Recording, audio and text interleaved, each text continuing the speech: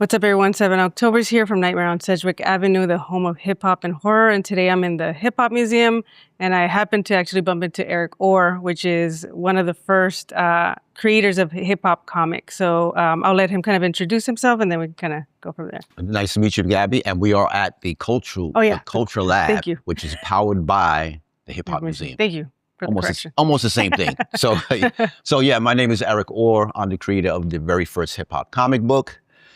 Created in 1986 with the help of Keith Haring.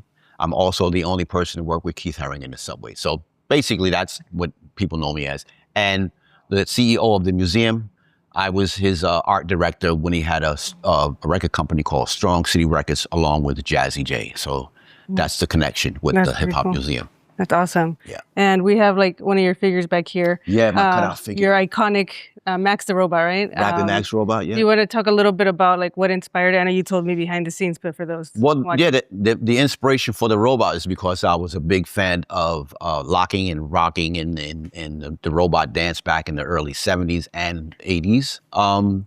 And also I'm a big fan of anime and robots. So I thought it would be really cool to make a robot. So yeah. Nothing spectacular, but I think I was a little bit ahead of the game with creating robots. So. Yeah, and how did that open? You think your world, like starting that comic, like where did it take? So because I was, I grew up in the culture, hip hop culture.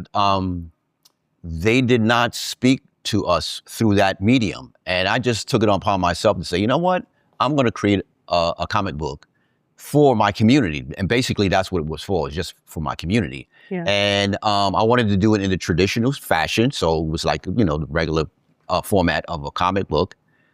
I created it. I went to Keith Haring, who actually gave me some seeding money. I put it out myself, walked around to this DIY, walked around to the different neighborhood stores and passed them out. And lo and behold, they all sold out. Wow. And that's pretty much the story. The rest is history. Yeah. And what would you say to like maybe a young creative that's trying to get into comics? Okay, so here's the kicker. I always say that's the story, but here's the thing. So in the beginning, I was a graph writer like most kids coming up in the city, in the Bronx, right? Mm. But what I tell kids now when I do workshops, it's execution is key. I am not the only person that had characters. I'm not the only person that did drawings. I'm not the only person that loved comic books. But I had an idea and I executed it to the fullest. Like I wanted the comic book and I put it out there. So execution is key to everything. Yeah. Yes. That's awesome. And what do you think that obviously, you grew up in New York. Is that, or yes. you're originally born and raised right here, home of hip hop. So obviously, you grew up in the mecca of like the birthplace right of here, hip hop, right? Not too far, Bronx River. So what do you think kind of attracted you to hip hop? Obviously, being in the birthplace, but what got you into it? I don't know if it was attraction. I was born into it. I just happened to be born in 1959. I have some older siblings that they're really not into it so much because they're a little older. So it could have been like a gap of 4 or 5 years, but it was always around. I mean, I went to school with Jazzy J when we was in high school. I was actually there before the birth of the culture itself. Yeah, it's everyday life for me. Yeah. Every day. So there was no attraction. I am the attraction, basically. I'm just doing it because it was things to do, and all my friends were doing it. So yeah. And why did you gravitate more towards like graffiti, like? Of course, I was born with the gift. I got a little bit of I can draw a little bit. They say so. Yeah. How old were you when you started to like figure out that when you I started drawing? My first drawing, I might have been 6, and it was it was Snoopy on top of his doghouse. My aunt has the actual painting, so that's awesome. Yeah. I had my family, my aunts and my uncles and my mom. They kind of enforced it because when I sketched something or drew something, they always put it up. I always remember them putting it up on something. Yeah. So, and now I look back and I was like, these drawings that I did back then, they look like most kids' drawings, but it was just being forced it and, put it up and then just, and then one thing led to another, and now here I am.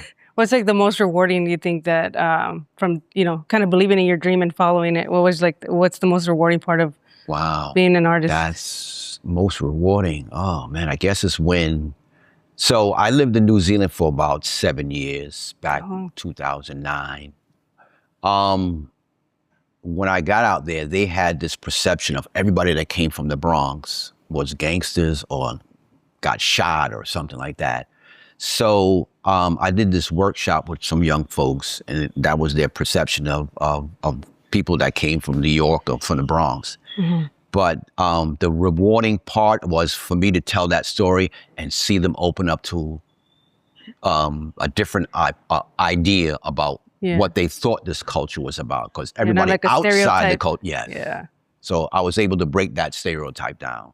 That's awesome. And I saw it happen in real time. Yeah. I mean, you get to travel. Like you say, you lived in New Zealand. I traveled the globe. I was fortunate enough with Rocky, Strong City Records, and some of the artists that I've worked with, designing logos and things like that. I was able to travel outside of this country, lived outside of this country, been to Europe, I've been to quite a few places. I've been very, awesome. Very blessed and very, very lucky because of that robot. Basically, What's the most challenging, you would say, challenging thing?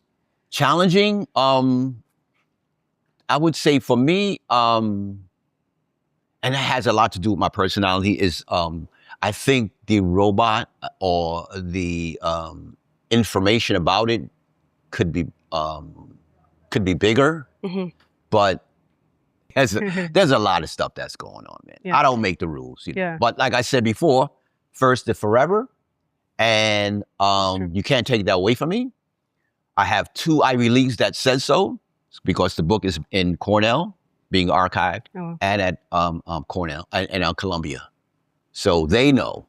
So they took the time, they took resources, they did their due diligence, and they're using it to tell the story about a comic book and hip hop in America.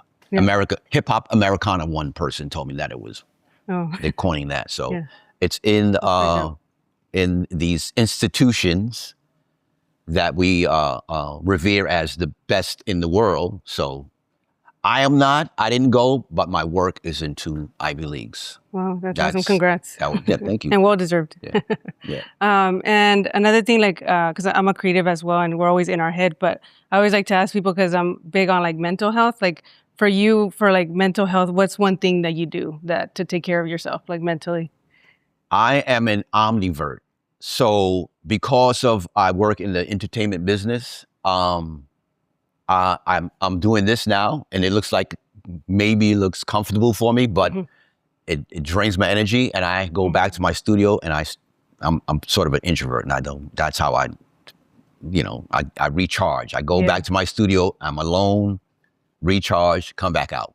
I feel you. That's how I handle all the craziness in this world.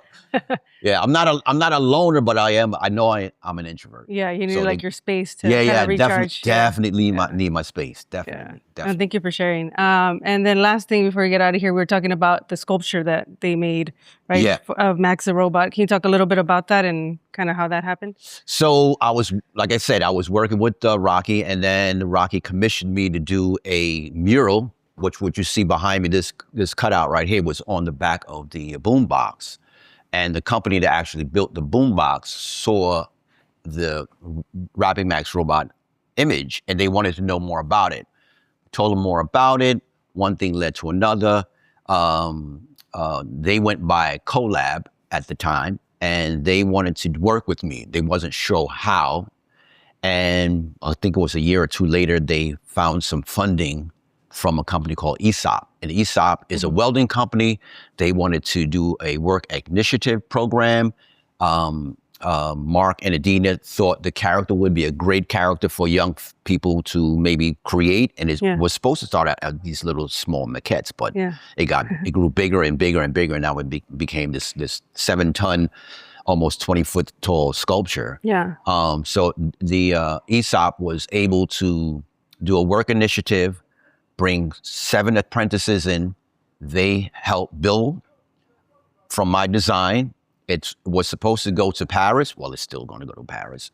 And we first debuted it in front of the museum, which is really cool. I thought it was a cool idea. That's awesome. You know, so we debuted it here in the Bronx. Yeah. And then because it was built in Brooklyn, the Brooklyn borough president heard about this, you know, this debut in the Bronx. So he wanted to do something in Brooklyn. So we had two debuts. We had a debut here in the Bronx, and we had a debut at Brooklyn Borough Hall. Okay. And it's been out there for about a year and a half. Right now, it's being stored, cleaned up to get ready to go to Paris, where it's going to be stationed for the rest of its days, hopefully. That's amazing. So, yeah. And you have toys too, right? Or like, are they going to be like? I'm glad that you asked me that. So I was working on this toy for 2 years now with this company called LBO. LBO's is Kwame. Yes, I've seen him at Comic-Con. And Go Hero and Akari, who did the designing. So we've been working on it, going back and forth and trying to get things done, you know, with the climate, the political climate and all this kind of stuff. But I was told that by September, we should have that toy ready. So we had a lot of pre-orders.